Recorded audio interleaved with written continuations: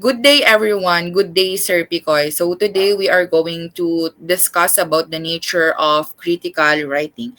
So first, under the nature of critical writing, we have the transition of critical reading and critical writing.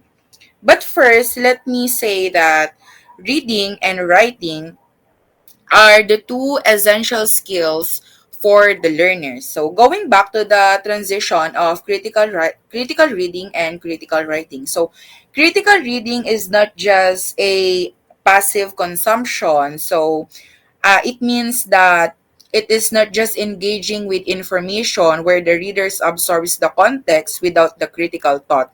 Meaning it is not just absorbing information without analyzing the text. Rather, the goal is to interpret and reflect what is read through writing. So still under the nature of critical writing, we have the next slide. We have the reacting to a text versus responding to a text. Next slide. Reacting to a text. Reacting to a text is often done on an emotional and a largely subject rather than on an intellectual and objective level. It is quick but shallow. So it means that it relies more on the feelings and personal experiences. So because of that, it will lead to conclusion that may not fully consider all the relevant facts. So it means that it may not consider the appropriate fact to that specific matter. So in reacting to a text, it works on an emotional level rather than an intellectual level. It means that something makes you feel strong instead of making you think or analyze things deeply. It so in other words, for us to understand it more, it touches your heart more than your mind. So for example, imagine you are looking to a painting or a picture or an art. For you it is ugly, but for someone who thinks deeply and analyzing it, it is beautiful because they look and think what is beyond, and they look after the message of that art. So next one. Fails to establish dialogue between the reader and the text by locking the reader in his or he pre-existing opinion about that argument. So it means that the readers doesn't encourage or consider new perspective. You are not open to a new perspective or new information. So for example, you are a DDS or die-hard fan of Duterte. So you think that he is a good person. He is a good person. But suddenly, someone approaches you and tells you about the crimes that he committed with reliable facts and reliable sources. But still, you refuse to believe because it was already instilled in your mind that he is a good person. That is how somehow reacting to a text works. So next slide. So under the reacting to as text, we still have the binary reading approach. So binary reading approach, it provides only agree or disagree answers. It does not allow for an understanding of complex arguments. It prevents the reader from a true the- theoretical engagement with the text. So for us to understand it easily, binary reading approach, it is reducing responses. Responses, it simplifies the collection of your opinion. That's why you only have two choices or a little choices to decide or to make. It avoids complexity or it avoids further discussion. For example, is the sky blue? So the only answer you should answer is agree or disagree. And that is how a binary reading approach works. So the next slide will be discussed to Charlotte.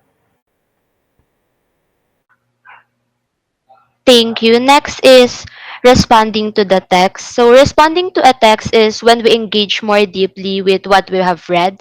So instead of just sharing your feelings, we might ask questions, give opinions, or add something to the conversation.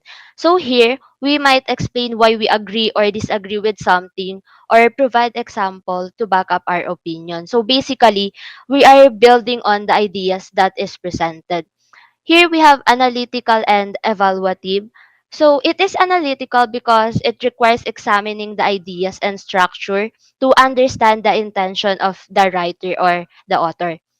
It is evaluative because it involves forming of judgment about the strength and weaknesses of the text. Next is critical readers who possess these skills are not willing to simply reject or accept the arguments presented in the text after the first reading right away. So instead, they analyze and understand the context before they form a final opinion.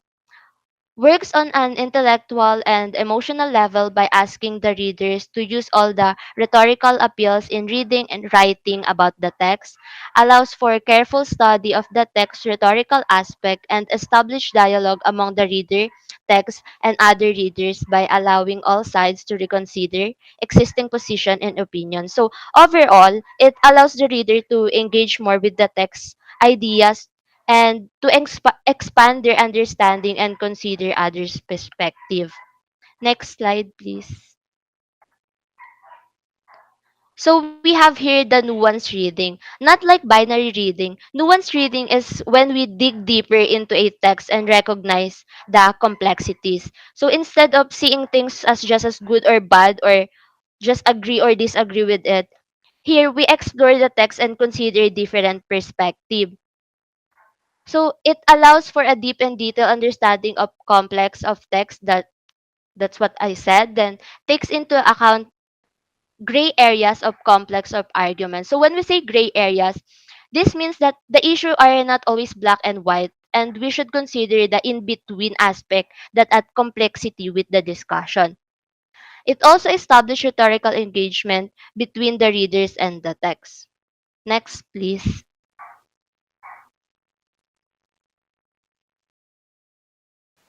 The next is the descriptive writing.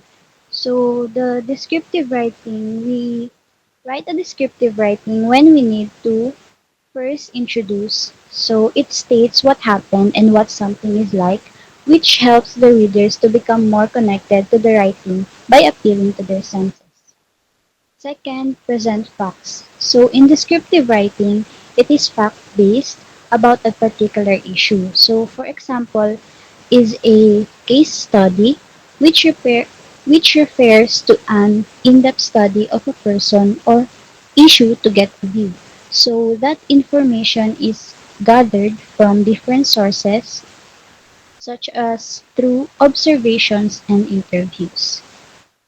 Next is describe how an experiment was carried out. So it describes or provide descriptions of what happened in an experiment, like how the experiment was undertaken since he or she is the one who experienced it. With that, it depicts imagery to create a clear picture in the mind of the reader. Next, list details. This kind of writing is in which the author's intent is to create a vivid image of what he or she is describing in the mind of the reader. So, it relies on the author using detailed descriptions that convey the sensory details of what he or she is describing. So, there is a details of an organization. Next, outline areas of knowledge. So, in an outline, it is where you chart your topic, your examples, and details in the relevant order to help create a of information and details, taking it in a chronological order of the subject that you are describing. So, it illustrates physical characteristics, emotions, and ideas that the subject evokes. Next, provide information or data. So when writing descriptively, you are informing your reader of things that they need to know to understand and follow your argument, but you are not transforming that information in any way. Also, it provides evidence rather than to develop an argument. Lastly, summarize. So descriptive summaries give a more nearly complete picture of the structure of the original text. So they establish a certain distance between the writer of the summary and the writer of the original piece. So to conclude, the most characteristic features of descriptive writing are that it will describe something but will not go beyond an account of what appears to be there. Next slide.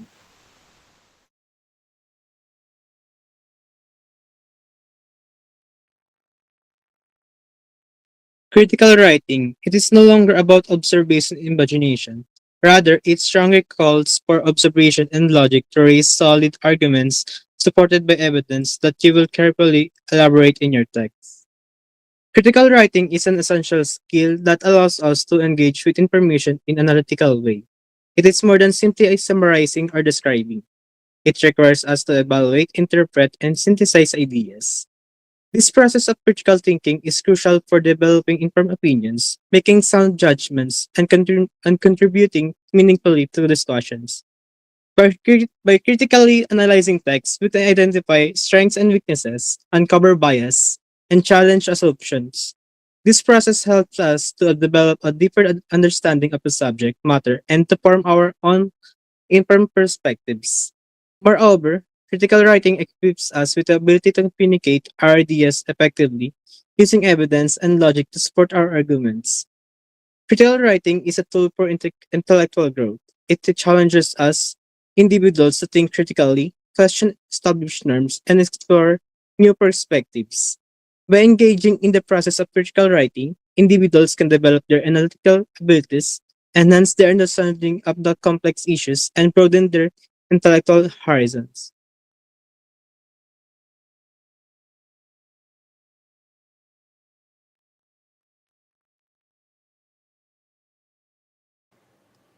So the next topic that we'll be presenting is about critical writing in the academe. Next.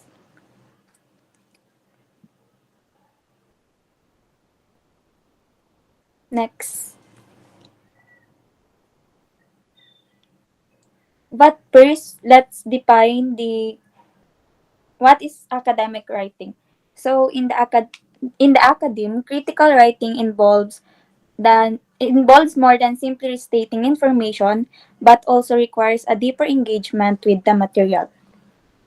So the goal of this is to analyze and evaluate the information or the ideas to form a well-supported opinion. So basically, it means it more than just summarizing, but also you need to break down complex ideas to understand them. So you need to understand the component of the information you are working with, such as the argument or evidence, and making sense of them in a clear and logical way.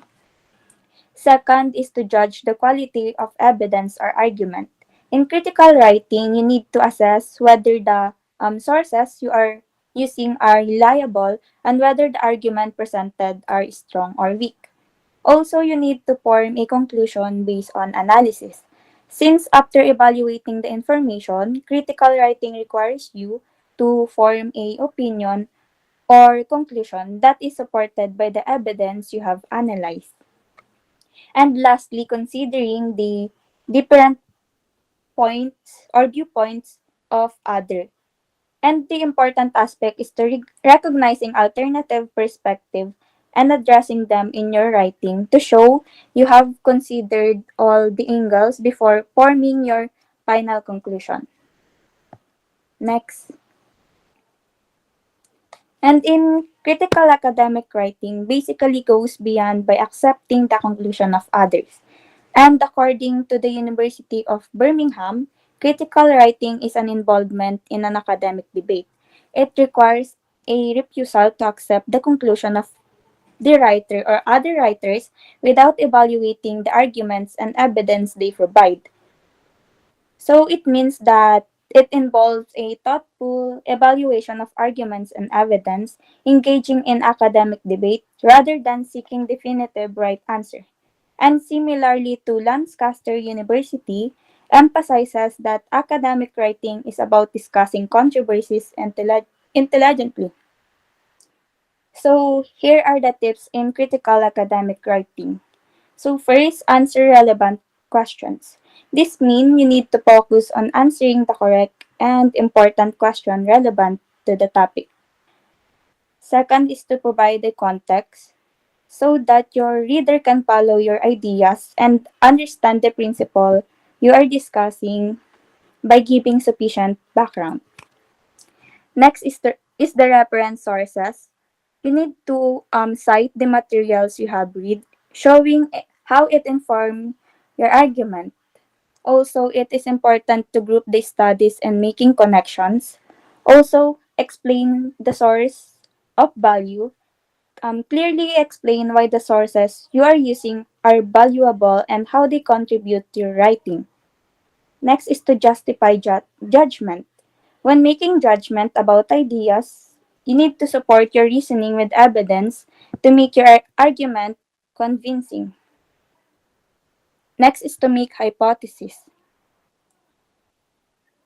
as part of your critical thinking process. And also, it is important to draw a meaningful conclusion since your conclusion should be based on evidence and should be plural if needed.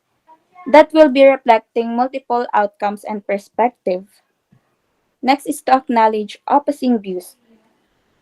Do not ignore arguments you disagree with. Instead, engage with them to demonstrate a well-rounded analysis. And lastly is to evaluate authors based on the substance of their work, not just their reputation. Next.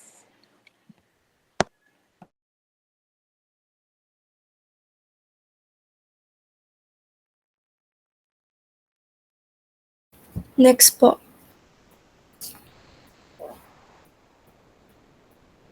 Next po. Next po. Next po. Constructing back po back. Next is constructing a good academic argument. But first, what is academic argument? When we say academic argument, it is your stance, your claim, or your take on your topic. It starts with a main idea or claim that supports the idea with proof and often considers other viewpoints. The goal is to convince others through solid reasoning, not just personal beliefs and opinions. Why is argument important? Argument teaches us how to evaluate conflicting claims and judge evidence, and it also helps us to clarify our thoughts and makes us to also consider the ideas of others in a respectful and critical manner. Next slide po.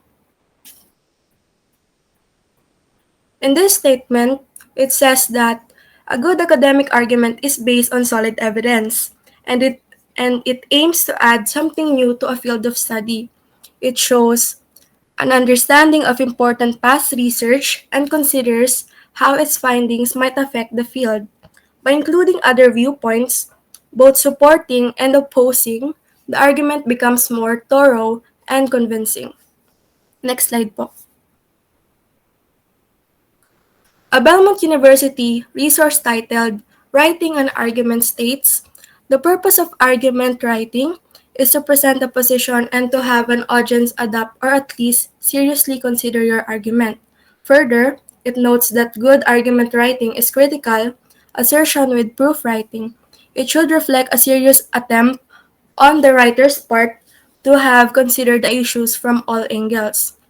From what I can understand here is that the main goal of writing an argument is to present your point of view in a way that convinces your audience to either accept your position or at least think about it seriously. To do this effectively, good argument writing requires more than just stating an opinion. It involves making claims backed by solid evidence, showing that you've carefully thought about the topic. And a well written argument demonstrates that you've looked at the issue from different perspectives, considered counter arguments, and made an effort to present a balanced and thoughtful case. Therefore, when we are writing, it should not only assert a position but also provide clear proof to support it. Because if you are just stating your opinion, others will not really consider your argument because you do not have evidences to support it.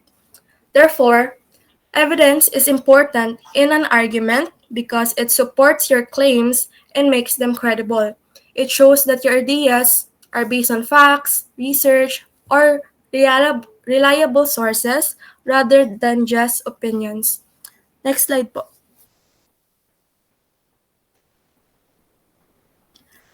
The Simon Fraser University Resources on Argumentation in Academic Writing claims that argumentation is less about trying to change what readers believe, think, or do, and more about convincing yourself or others that specific facts are reliable or that certain views should be considered or at least tolerated.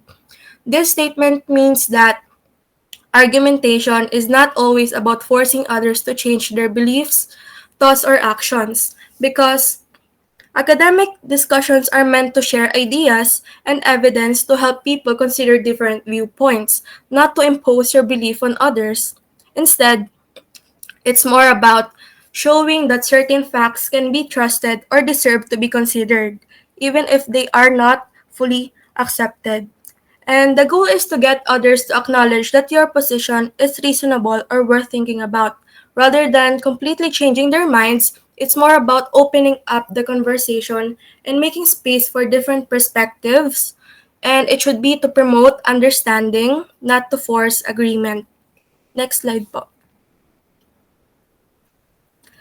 The Writing Center at the University of Carolina at Chapel Hill offers that by considering what someone who disagrees with your position might have to say, you show that you have thought things through and you dispose of some of the reasons your audience might have for not accepting your argument.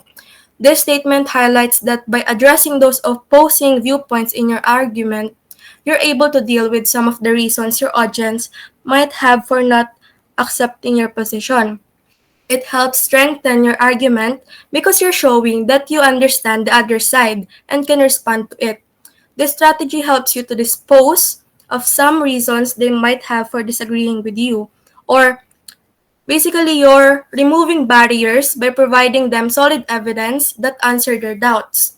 This approach makes your argument stronger and more persuasive because it shows you're open-minded, thorough, and ready to respond to potential criticisms rather than ignoring them. It also makes your argument more credible and complete as it shows that you've considered you've considered different perspectives rather than just focusing on your own. And it tends to make people more willing to accept your point because it shows you have done the work to fully explore and justify your ideas. Next slide po. So next, we have critically evaluating source materials. Next slide, please. So according to the Cleveland State University Writing Center, critical reading means that a reader applies certain processes, models, questions, and theories that result in enhanced clarity and comprehension. So, this statement means that when someone reads critically, they do more than just understand the words. In fact, they ask questions, they use methods, and think about the ideas in the text carefully. So, this helps them or us as a student to see things more clearly and understand the information better. So critical reading makes it easier for us to find the main points or the main objectives, check if the ideas are strong, and notice any hidden messages or biases in the text. So next slide. Next is The University of Toronto resource, Critical Reading Towards Critical Writing, echoes this mindset, stating, to read critically is to make judgments about how a text is argued. This is a highly reflexive skill requiring you to stand back and gain some distance from the text you are reading. So for that, we need to keep in mind that critical reading serves as a foundation for critical writing. So when you evaluate what you read, you learn how to express your own ideas more clearly and convincingly or persuasively. So this means that reading critically involves judging, right? So on how well the writer presents their argument or ideas or their information. So it is a skill that requires us to step back and not just accept or reciprocate what we are reading right away. Instead, we think about whether the writer's point makes sense, if the evidence is strong, and if there are any flaws or weaknesses.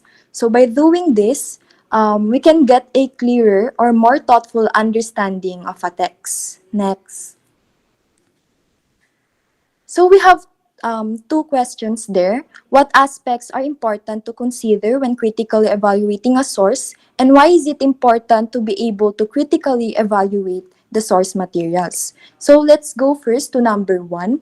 Um, the aspects that are important to consider when critically evaluating a source, according to what I have read, according to Sheldon Smith, the founder and editor of EAP Foundation, or English for Academic Purposes Foundation, in the article on critical reading.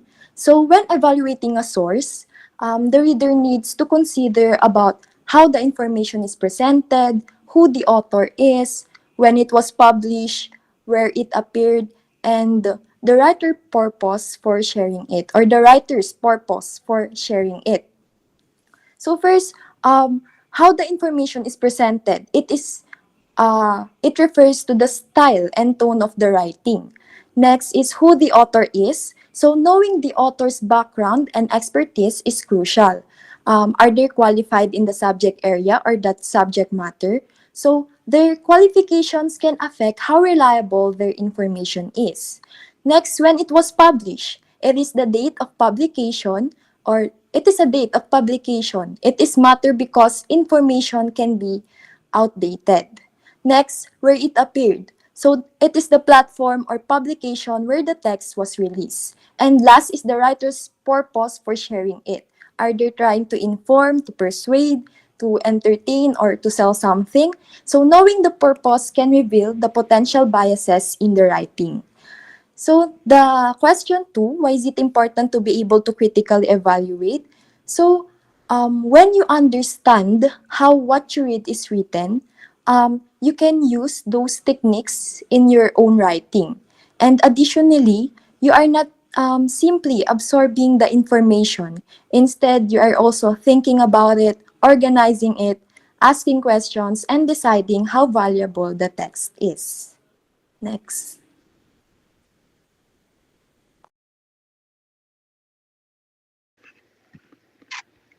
Yeah. In receiving criticisms, next po. Receiving criticisms on your own work can feel can be feel challenging because it often feel more personal even though the intention is to help you improve. When evaluating others, you are somewhat detached, which allows for a more objective perspective. However, when the spotlight is on your own work, it can feel vulnerable, and it's natural to become defensive or sensitive to feedback.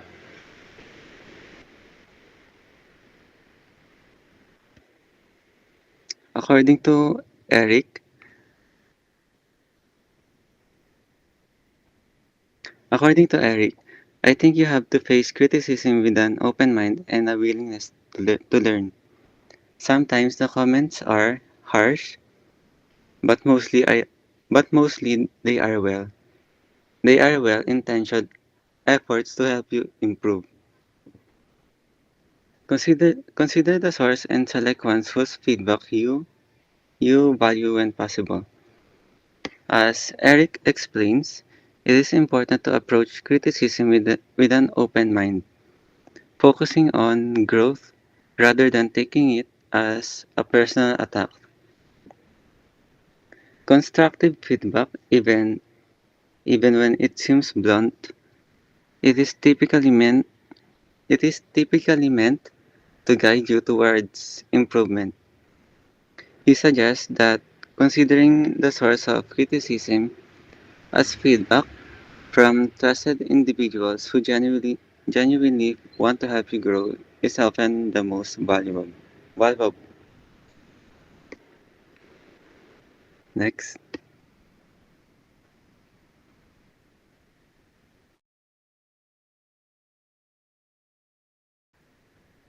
to better respond to critical feedbacks on your writing, there are several benefits to improve writing by receiving feedback.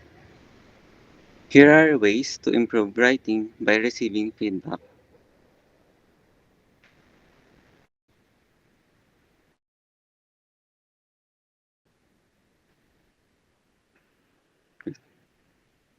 Uh, Receiving critical feedback on your own writing can be challenging,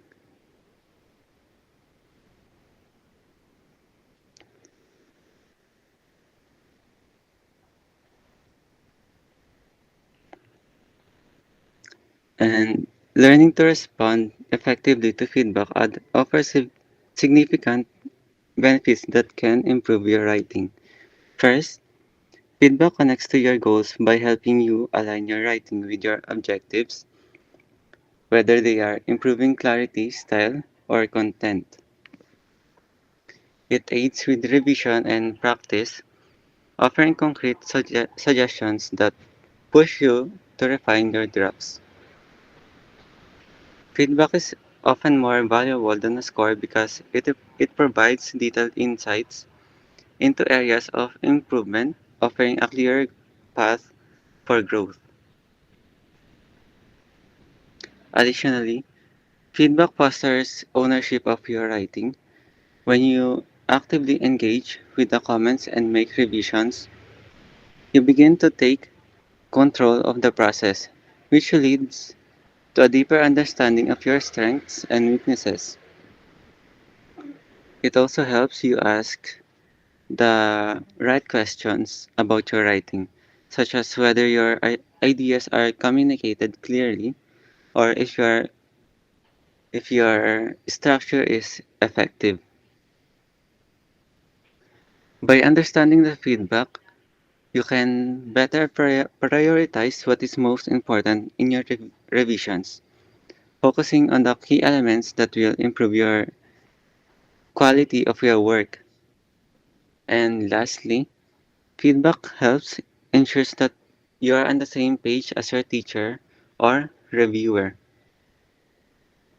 It can clarify expectations and help you meet the required standards of your writing. Overall, receiving and applying feedback is crucial for growth as a writer.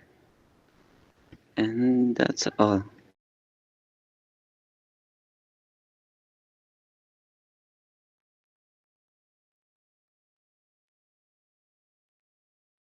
Thank you po, sir.